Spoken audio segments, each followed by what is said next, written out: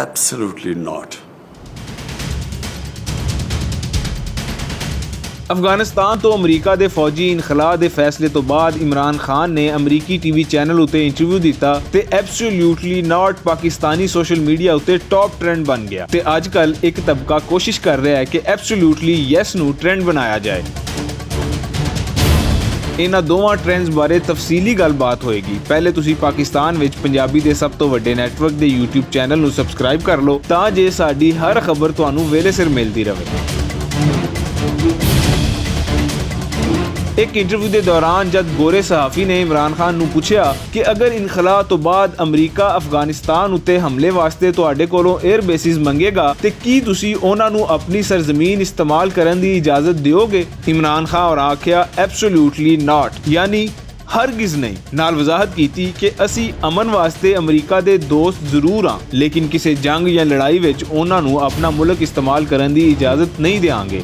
Will you allow the American government to have CIA here in Pakistan to conduct cross-border counter-terrorism missions against Al-Qaeda, ISIS or the Taliban? Absolutely not.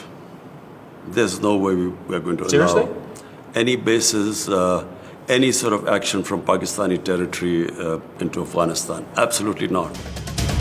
ਖਾਂ ਹੋਰਾਂ ਦੇ ਇਸ ਦਲੇਰਾਨਾ ਮੌਕਫ ਉੱਤੇ ਉਹਨਾਂ ਦੇ ਚਾਹਣ ਵਾਲਿਆਂ absolutely ਨਾਟ ਨੂੰ Pakistani social media ਉੱਤੇ top trend ਬਣਾ ਦਿੱਤਾ ਤੇ ਇਮਰਾਨ ਖਾਨ ਦੀਆਂ ਚੰਗੀਆਂ ਤਾਰੀਫਾਂ ਹੋਈਆਂ।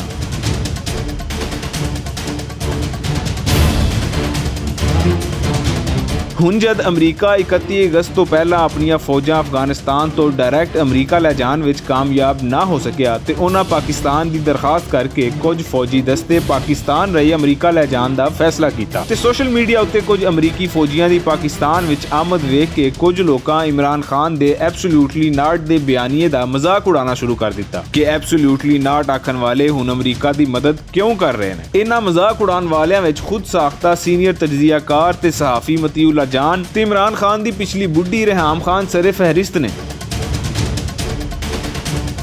ਵੇਖਿਆ ਜਾਏ ਤੇ ਇਨਖਲਾ ਦੇ ਇਸ ਅਮਲ ਦੇ ਦੌਰਾਨ ਅਮਰੀਕੀ ਫੌਜੀਆਂ ਦਾ ਪਾਕਿਸਤਾਨ ਆਣਾ ਇਮਰਾਨ ਖਾਨ ਦੀ ਉਸੇ ਗੱਲ ਦੀ ਤਸਦੀਕ ਹੈ ਕਿ ਅਸੀਂ ਅਮਨ ਦੀਆਂ ਕੋਸ਼ਿਸ਼ਾਂ ਵਿੱਚ ਤੁਹਾਡਾ ਸਾਥ ਜ਼ਰੂਰ ਦੇਵਾਂਗੇ ਲੇਕਿਨ ਜੰਗ ਵਿੱਚ ਨਹੀਂ। Pakistan suffered 70,000 casualties, more than any other country, by joining the American war. We will be partners in peace, not in conflict.